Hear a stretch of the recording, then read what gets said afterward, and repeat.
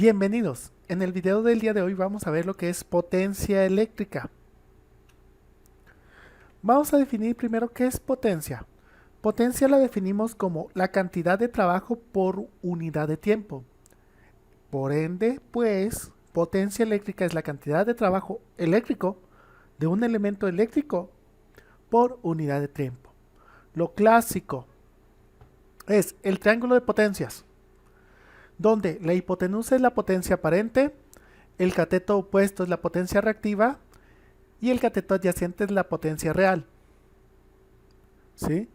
Por ende, cateto opuesto, seno del ángulo, es la componente vertical, cateto adyacente, coseno del ángulo, la componente horizontal. Potencia aparente, que es la hipotenusa, ¿cómo la calculamos? Como voltaje por corriente. En términos de la ley de Ohm, potencia es igual a resistencia por corriente al cuadrado. La segunda fórmula por términos de la ley de Ohm sería potencia es igual a voltaje al cuadrado entre resistencia. Esto es potencia aparente. Si quiero calcular la potencia real, que es el cateto adyacente al ángulo, simple y sencillamente multiplico la potencia aparente por el coseno del ángulo. Otra fórmula importante que nos da la potencia en este punto es el factor de potencia, el cual es la relación que existe entre la potencia de salida, que es potencia real, entre la potencia aparente. Recordemos que la potencia real es la potencia que realmente yo quiero utilizar, es la potencia que ocupo en el propósito por la cual yo gasto la energía eléctrica, entre la potencia aparente, que es el todo. Como divido potencia entre potencia, es un factor sin unidades. Al multiplicarlo por 100 se convierte en un porcentaje, donde el 100% es el todo y el 0 es el nada. Cuando digo que es el todo, significa que la potencia de salida es igual a la potencia de entrada. ¿Sí? Muy bien. Vamos a continuar con la analogía clásica que utilizamos para explicar la potencia eléctrica. Aquí tenemos un tarro de cerveza. Aparentemente todo, repito, es cerveza. Pero realmente yo lo que quiero es el líquido, que es la potencia real. Realmente yo quiero el líquido. Y la espuma lo considero como un desperdicio. Yo voy a comprar un tarro de cerveza. Ahora bien, si lo traslado a una analogía eléctrica, cuando yo compro un foco incandescente, que es lo más tangible que tenemos para explicar este caso, yo compro un foco de 100 watts. Perfecto. Y el foco lo compro para que me alumbre, genere luz. Pero el foco, además de dar luz, ¿qué genera? Exacto, calor. Y yo no compro un foco para que me genere calor. El calor lo considero como un desperdicio. Y el trabajo realmente que quiero es la luz. ¿Es el único ejemplo que existe, profe? No. También un motor, por ejemplo. Un motor lo compro para que me genere un trabajo rotativo periódico, un movimiento rotativo. Pero además, que es una potencia mecánica, ¿no? Pero además de ese movimiento me genera vibración, me genera calor, me genera ruido. Eso, la potencia de entrada, el ruido, calor y vibración, es un desperdicio que yo no quiero. Finalmente, ¿de dónde sale? De la potencia de entrada. ¿Qué es lo que yo quiero de ese motor?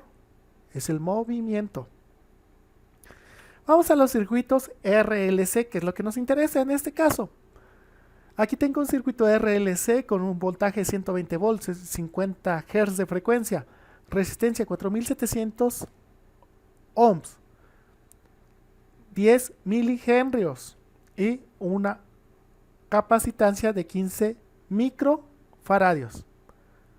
Ojo aquí, como tengo henrios y faradios, hay que convertirlos a ohms. La fórmula para la reactancia inductiva de la inductancia son 2pi por la frecuencia por los henrios. Para la reactancia capacitiva es 1 entre 2pi por la frecuencia por la capacitancia, en este caso los faradios. Una vez que convierto mis términos henrios a ohms y faradios a ohms, calculo la hipotenusa de este circuito o la impedancia, ¿no? La impedancia es la hipotenusa o la suma de las cargas de este circuito. Ok, aquí tengo una resta. ¿Por qué? Porque XL va en sentido contrario a XC. Se restan, lo que me resulta el cuadrado. Y finalmente lo sumo al cuadrado de la resistencia. Esta es la impedancia, la suma de las cargas. Posteriormente calculo la corriente. Como tengo voltaje 120 entre la impedancia, que es la resistencia total, si fuera un circuito eléctrico de corriente directa, me da 25 miliamperes. Y potencia es voltaje por corriente, entonces potencia sería 120 por 25 miliamperes. En este caso, 3.6 watts. Continuemos. Del circuito anterior, encontrar la potencia real y el factor de potencia. La potencia real es igual a la potencia aparente multiplicada por el coseno del ángulo.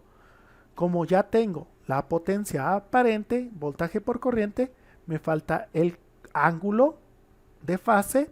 Lo calculo, que es el eje vertical entre el eje horizontal inversa tangente. En este caso serían la resta de 3.1415 menos 209 entre 4700, que es la resistencia.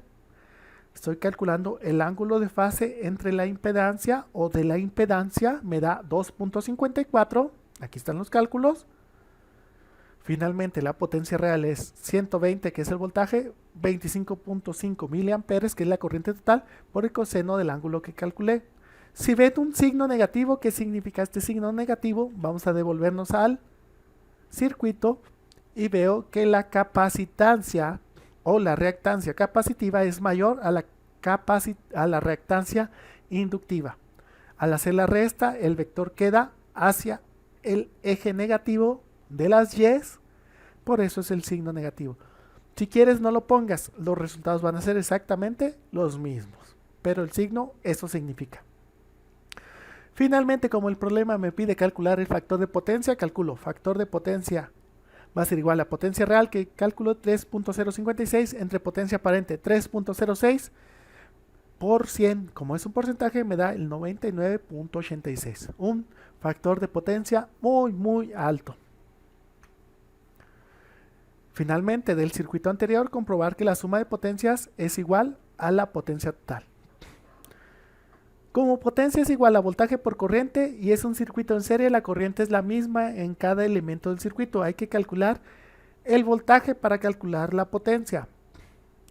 Voltaje es igual a corriente por resistencia. Pongo el valor de la resistencia o de la reactancia capacitiva y la reactancia inductiva, según sea el caso. Calculo los voltajes, los multiplico por la corriente. Repito, como es un circuito en serie, la corriente es la misma en cada parte del circuito, en cada elemento del circuito. Al hacer la multiplicación tengo esto, 3.19, una suma algebraica que realicé en esta parte. Y finalmente aquí pongo la nota, así no se puede. ¿Por qué? Porque las potencias, igual que como lo vimos con la impedancia y el voltaje, están desfasadas 90 grados. Hay que hacer una suma vectorial. Una suma vectorial entre el cateto adyacente, que es la resistencia, y el cateto opuesto, que es la resta de la potencia de la reactancia capacitiva menos la potencia de la reactancia inductiva.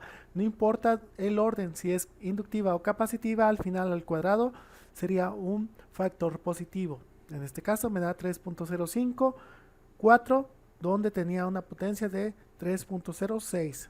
Por las decimales que perdí en el proceso, pero noto claramente que corresponde al mismo resultado.